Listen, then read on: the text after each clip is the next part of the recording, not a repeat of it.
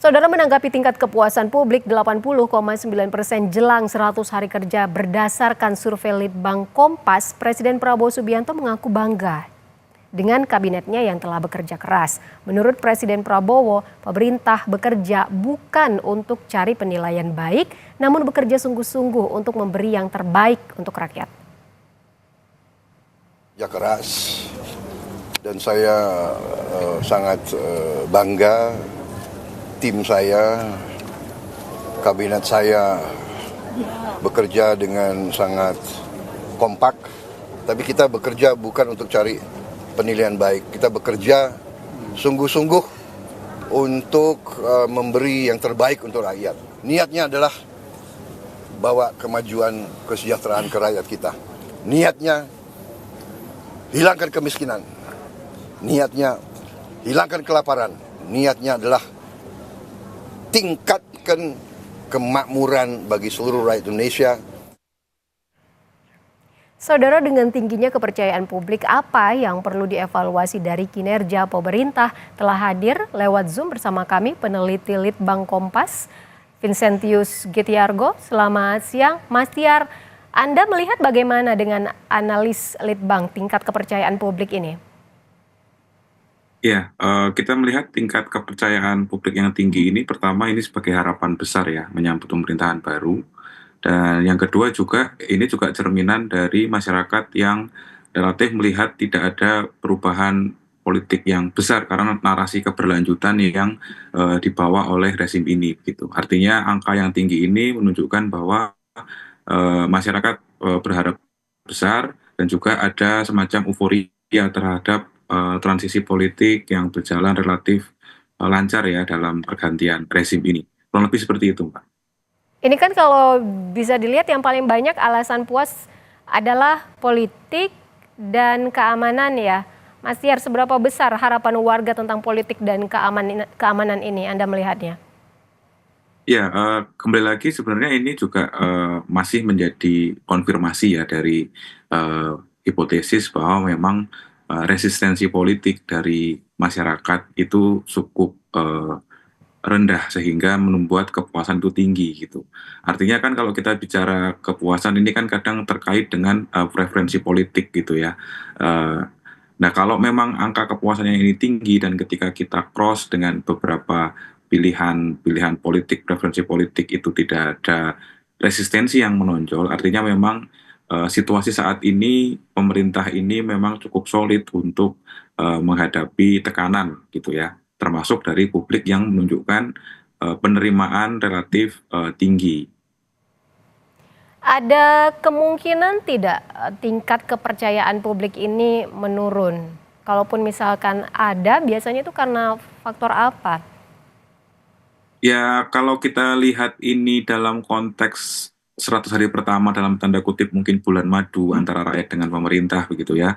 Nah, tinggal nanti bagaimana kita melihat di waktu-waktu ke depan begitu. Apakah memang narasi keberlanjutan dan juga program-program khas yang dijanjikan oleh pemerintahan Prabowo Gibran sewaktu kampanye misalnya itu benar-benar terwujud gitu. Nah, kalau memang dalam perjalanan ternyata ada situasi yang ternyata tidak sesuai yang diharapkan publik, tentu ada resiko-resiko bahwa memang kepuasan publik akhirnya nanti akan menurun. Nah, artinya ini kembali lagi ke posisi pemerintah gitu ya, menanggapi apresiasi publik ini bagaimana, apakah membawanya kepada situasi yang makin baik atau malah tidak mengevaluasi secara mendasar beberapa catatan yang diberikan oleh publik juga gitu. Kalau melihat seperti yang Anda katakan tadi, jika melihat dari program-program yang diusung pada saat kampanye lalu apakah program makan bergizi gratis, Anda melihatnya ini benar-benar dianggap responden sangat baik atau bagaimana?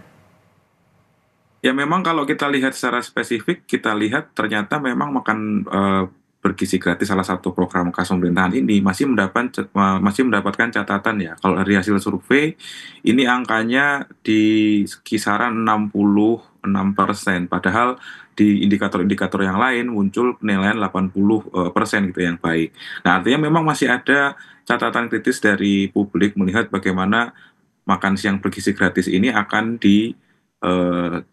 jalankan strukturnya bagaimana, mekanisme di lapangan seperti apa, dan apakah pemerataan ini juga akan terjadi. Nah, itu yang perlu dievaluasi dan dilihat oleh pemerintah, begitu Mbak. Kalau dilihat dibandingkan ketika Jokowi akhir kemarin, trennya kan ini naik, apa yang membuat publik yakin, Mas Tiar?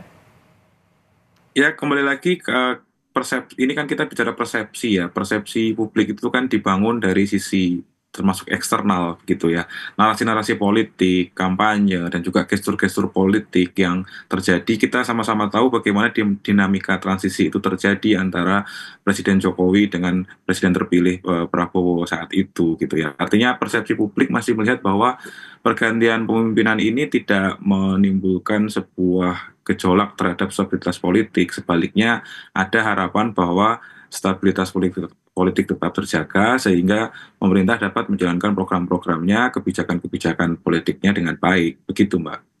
Kalau kita lihat kebijakan seperti program makan bergizi gratis, lalu kesehatan gratis nantinya yang katanya akan dimulai pada Februari, lalu juga ada kenaikan gaji guru, ada hakim. Apakah Anda melihat bahwa ini nantinya juga bisa menaikkan atau meningkatkan tingkat kepuasan rakyat begitu?